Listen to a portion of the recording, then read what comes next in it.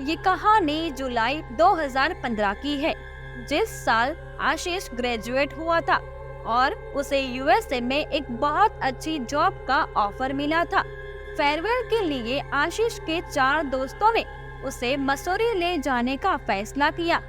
आशीष के यूएसए जाने से 2 हफ्ते पहले वो 3 दिन की ट्रिप के लिए मसूरी निकल गए। पहले के 2 दिन उन्हें बहुत मजा आया। उन्होंने जगह घूम के मसूरी की खूबसूरत वादियों का खूब लुत्फ उठाया। पर ट्रिप के आखिर में आशीष ने जिद पकड़ ली। वो मसूरी का फेमस होटल एबॉक देखना चाहता है। उस होटल के बारे में कुछ ऐसे किस्से पूरे मसूरी में फैले हुए थे, जिसे सुनकर किसी की भी रूह कांप जाएगी।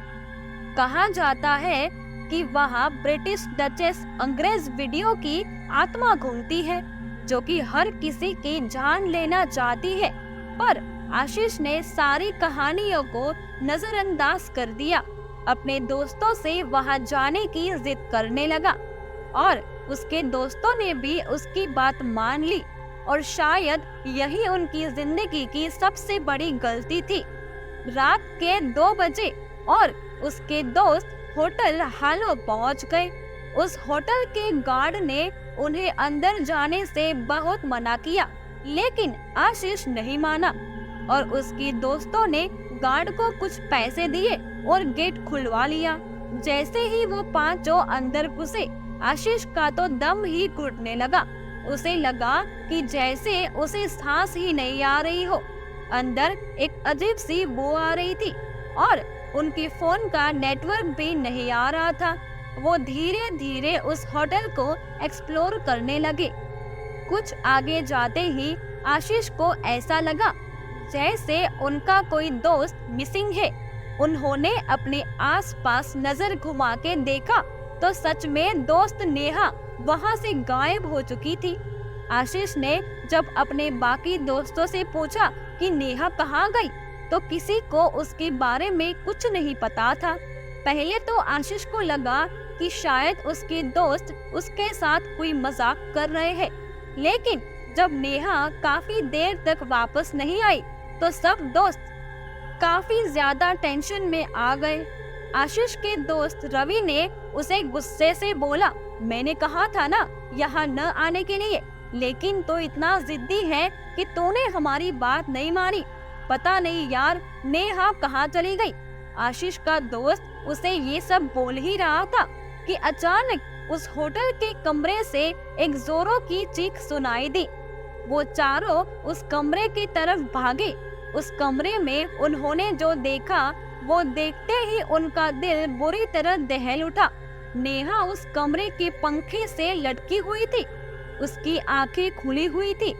ऐसा लग रहा था कि जैसे वो आशीष को ही घूरे जा रही हो। वो देखते ही आशीष डर के मारे बुरी तरह चिल्लाने लगा। उसकी चीख सुनकर होटल का गार्ड भागता हुआ अंदर आया। उन चारों ने उस घाट की मदद से नेहा की बॉडी उतारी। आशीष के एक दोस्त ने नेहा की नस चेक की और ना में सर हिलाया। नेहा दुनिया छोड़कर जा चुकी थी। उन चारों ने नेहा की बॉडी उठाई, कमरे से बाहर जाने लगे। कमरे का दरवाजा जाम पड़ गया। आशीष पास में खड़े गार्ड की तरफ मुड़ा। उसे उम्मीद थी कि वहां का गार्ड उन्हें बाहर निकालने के लिए रास्ता बताएगा, लेकिन उसने जो देखा वो देखकर उसके पैरों तले जमीन खिसक गई। उस गार्ड की आंखें लाल पड़ गई थी और उसकी गर्दन धीरे धीरे टेढ़ी होने लगी।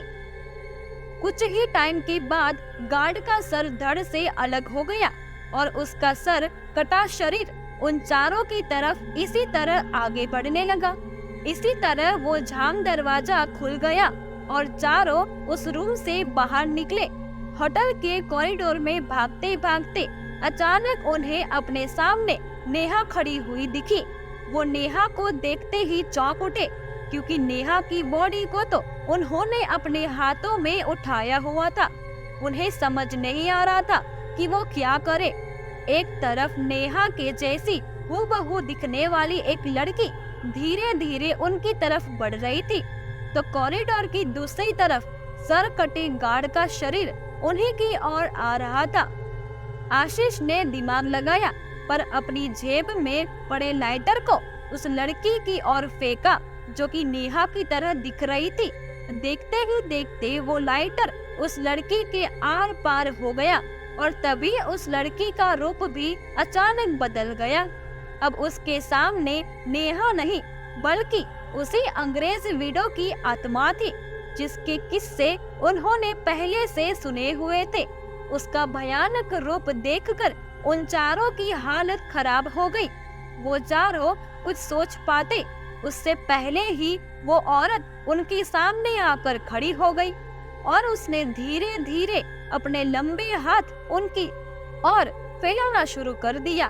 तभी उन्हें एक दोस्त को दिखा कि एक कमरा खुला हुआ है। वो चारों जल्दी से उस कमरे की तरफ भागे। आशीष और उसके दो दोस्त तो उस कमरे के अंदर चले गए, लेकिन नेहा और रवि उस औरत की चपेट में आ गए। आशीष और उसके दोनों दोस्तों ने उनको बचाने की कोशिश की, लेकिन वो कुछ नहीं कर पाए। अब बस किसी तरह अपनी जान बचा ले, उनके दिमाग में यही चल रहा था। तभी आशीष को उस रूम में खिड़की दिखी जो हल्की सी टूटी हुई थी। उन तीनों ने मिलकर वो खिड़की तोड़ी और बाहर जंगल की तरफ भागे। इसी तरह भागे किसी तरह उन्हें अपनी गाड़ी मिली और वो जल्दी से उसे स्टार्ट करके उस होटल के हैवॉक से सीधा पुलिस स्टेशन गए। पुलिस वालों ने पहले तो देर रात में वहां जाने से मना कर दिया, लेकिन उन तीनों की हालत देखकर वो मान गए। जब पुलिस वहां पहुंची तो वहां उन्हें नेहा और रवि की बॉडी मिली। तहज्जुद से रवि और नेहा दोनों की ही सांस चल रही थी। उन्हें जल्दी से अस्पताल ले जाया गया। पुलिस ने उस होटल में अच्छी तरह छानबीन की, लेकिन उन्हें कोई औरत नहीं मिली और ना ही उस गार्ड के शरीर का कोई नाम और निशान था। आशीष, जो कि पुलिस के साथ ही डरा हुआ एक कोने में खड़ा था, उस होटल की एक रूम की खिड़की से वो विधवा चुड़ैल पर वो सरकटा गार्ड दोनों ही दिख रहे थे। वो चुड़ैल भी आशीष को ही घूरे जा रही थी, पर आशीष ने किसी से कुछ नहीं बोला। वो लोग वहां से हमेशा हमेशा के लिए निकल गए। आज की तारीख में आशीष और उसकी चारों दोस्त सही सलामत है। आशीष अब यूएसए में काम करता है। उस इंसिडेंट के बाद से वो वापस कभी इंडिया नहीं आया, लेकिन आशीष और उसके चारों दोस्त जब भी उस रात को याद करते हैं तो उनकी रूह कांप उठती है। तो दोस्तों, आपको ये वीडियो कैसी लगी? अगर आपको ये वीडियो अच्छी लगी हो तो इस वीडियो को लाइक और शेयर जरूर करना और इस चैनल को सब्सक्राइब जरूर करना दोस्तों।